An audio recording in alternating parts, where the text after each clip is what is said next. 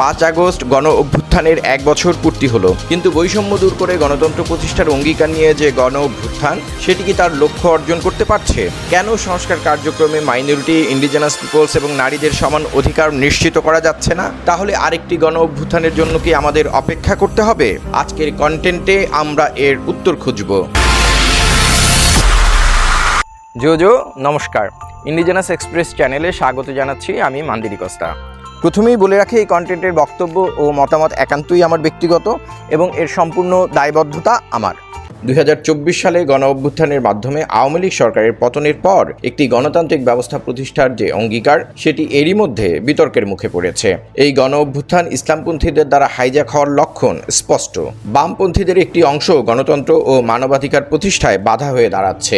উদাহরণ হিসেবে জাতিসংঘের মানবাধিকার অফিস প্রতিষ্ঠার সময় ডানপন্থী ও বামপন্থীদের বাধার কথা উল্লেখ করা যায়।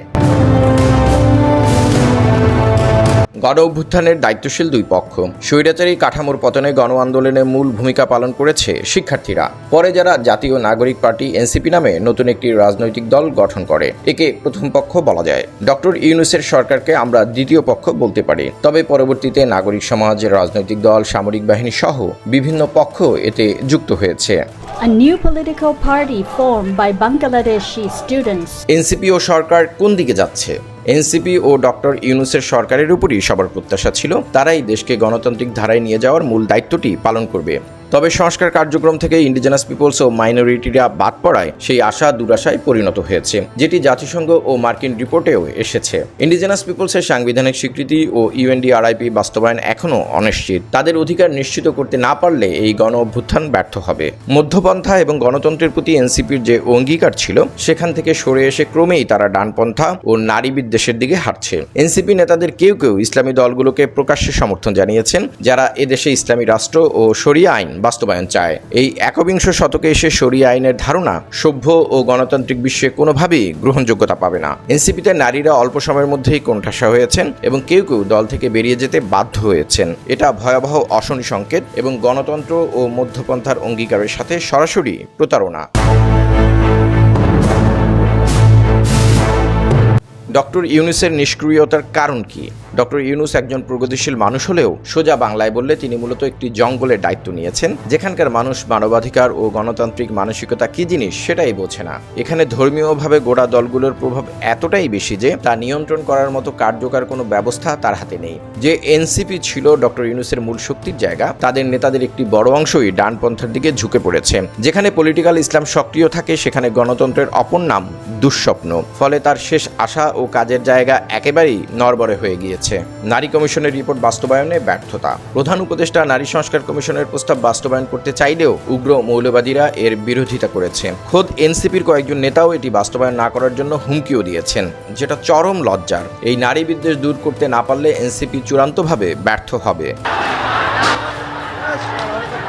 বিচার বিভাগকে স্বাধীন না করার ব্যর্থতা। এই গণ অভ্যুত্থানের সবচেয়ে বড় ব্যর্থতা হলো এখনো বিচার বিভাগকে স্বাধীন করতে না পারা। ক্ষমতা যার, আদালত তার, এই নীতিতেই এখনো দেশের বিচার ব্যবস্থা চলছে। প্রধান বিচারপতি অনেক চেষ্টা করে এখনো আলাদা সচিবালয় প্রতিষ্ঠা করে নিম্ন আদালতের নিয়ন্ত্রণ সুপ্রিম কোর্টের অধীনে নিতে পারেননি। এজন্য আইন উপদেষ্টা ও অ্যাটর্নি জেনারেলকে সবচেয়ে বেশি দায়ী করা যায়। এখানে বিএনপি ও গোয়েন্দা সংস্থার প্রভাব ও আতাতের লক্ষণ স্পষ্ট।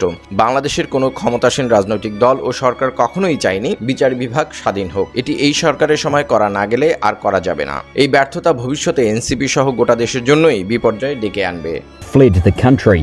Protesters. সামরিক বাহিনীর সংস্কারে ব্যর্থতা। সম্প্রতি international work group for indigenous affairs IWGI এর বেশ কিছু প্রতিবেদন বলছে, বাংলাদেশের সামরিক বাহিনীর ইন্ডিজেনাস বিদ্বেষী নীতি এবং ডিভাইড অ্যান্ড রুল পলিসিতে কোনো ইতিবাচক পরিবর্তন আসেনি। সামরিক বাহিনীতে সংস্কার আনতে কোনো কমিশনই করা যায়নি। এর ফলে সামরিক বাহিনীর বিশাল বাজেটের অস্বচ্ছতা ও দুর্নীতি ঠেকানোর কোনো নিশ্চয়তা নেই। এটি গণতন্ত্রকে আবারও ভয়াবহ বিপর্যয়ের দিকে ঠেলে দেবে। Bangladesh needs legal and institutional reforms, including to the security sector, so that this can never happen again. গোয়েন্দা সংস্থাগুলোর সংস্কারে ব্যর্থতা। কোন নিউজ যাবে আর কোন নিউজ যাবে না, এটা গোয়েন্দা সংস্থার লোকজন এসে ঠিক করে দিত। এই বক্তব্য চ্যানেল 24 এর মালিকের। কারা আমাদের নিউজ করতে বাধা দেয়? বিভিন্ন secret agencies of the government. They dictate us which news will be published, which news will not be published. We decide গোয়েন্দা সংস্থা নিয়ে কোনো কথা বলা যাচ্ছে না। সম্প্রতি এই বক্তব্য খোদ ঐক্যমত্য কমিশনের সদস্য ডক্টর ইফতেখারুজ্জামানের। এসব অগণতান্ত্রিক স্বৈরাচারী অনধিকার চর্চা বন্ধ করা না গেলে গণতন্ত্র হবে না। সুতরাং এখানে সংস্কার, স্বচ্ছতা ও জবাবদিহিতা নিশ্চিত করার বিষয়টি ট্রেস করতেও এনসিপি ও এই সরকার ব্যর্থ হয়েছে। নির্বাচন কমিশন সংস্কারে ব্যর্থতা। নির্বাচন সংস্কার কমিশনের গুরুত্বপূর্ণ 10টির মতো সংস্কার বর্তমান প্রধান নির্বাচন কমিশনার এবং সেখানকার কর্মকর্তা কর্মচারীদের বাধায় বাস্তবায়ন করা যাচ্ছে না। ফলে স্বচ্ছ ও সুষ্ঠু নির্বাচনী ব্যবস্থা প্রতিষ্ঠা করা সম্ভব হচ্ছে না। যেমন নির্বাচন কমিশন থেকে এনআইডি সরিয়ে একটি স্বাধীন বিভাগ প্রতিষ্ঠা করার সিদ্ধান্ত উপদেষ্টা পরিষদে পাশ হলেও সিএসি ও কমিশনের বাধার কারণে সেটি বাস্তবায়ন করা যাচ্ছে না। এর আগে নির্বাচন কমিশনই লাখ লাখ ভুয়া ভোটার তৈরি করেছে। ফলে কমিশন চাইলে আতাত করে ফলস এনআইডির মাধ্যমে লাখ লাখ ভুয়া ভোটার তৈরি করা হয়তো এখনো সম্ভব। এজন্য বদিউল আলম মজুমদারকে প্রধান নির্বাচন কমিশনার করে নির্বাচন কমিশন পুনর্গঠনের মাধ্যমে কেবল নির্বাচন সংস্কার কমিশনের প্রস্তাব বাস্তবায়ন করা সম্ভব, কারণ এসব প্রস্তাব তিনি ও তার কমিশনের সদস্যরাই তৈরি করেছেন। এক্ষেত্রে নির্বাচন কমিশন পুনর্গঠনে এনসিপি ও সরকার ব্যর্থ হয়েছে। নির্বাচন ব্যবস্থা যাতে একটা স্বচ্ছতা প্রতিষ্ঠিত হয় সেটা আমরা চেষ্টা করেছি আমাদের এই দীর্ঘ 3.5 মাসের প্রচেষ্টার মাধ্যমে। দুদককে কার্যকর করতে ব্যর্থতা। দুদককে কার্যকর করতে তেমন কোনো দৃশ্যমান পরিবর্তন হয়নি। দুর্নীতি দমন সংস্কার কমিশনের প্রধান ডক্টর ইফতেখারুজ্জামানকে দুদকের প্রধান হিসেবে নিয়োগ দিলে তিনি দুদককে কার্যকর ও গতিশীল করতে পারতেন। এক্ষেত্রেও সরকার ও এনসিপি ব্যর্থ হয়েছে। আমাদের যে প্রতিবেদনটি সেখানে 47টির মোট সুপারিশ আছে। যুগ যুগান্তের বৈষম্যের অবসান না হওয়ার লজ্জা।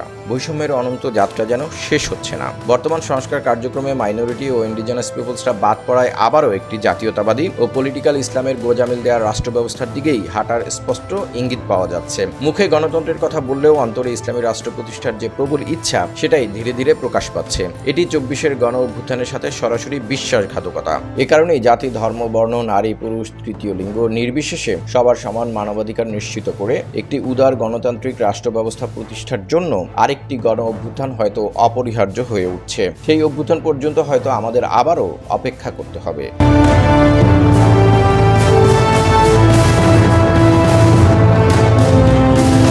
সো ইন্ডিজিনাস ইস্যু সম্পর্কে জানতে ও সমাধান পেতে ইন্ডিজিনাস এক্সপ্রেস চ্যানেলটি সাবস্ক্রাইব করুন আর লাইক, কমেন্ট, শেয়ারের মাধ্যমে আপনার মতামত জানাতে পারেন।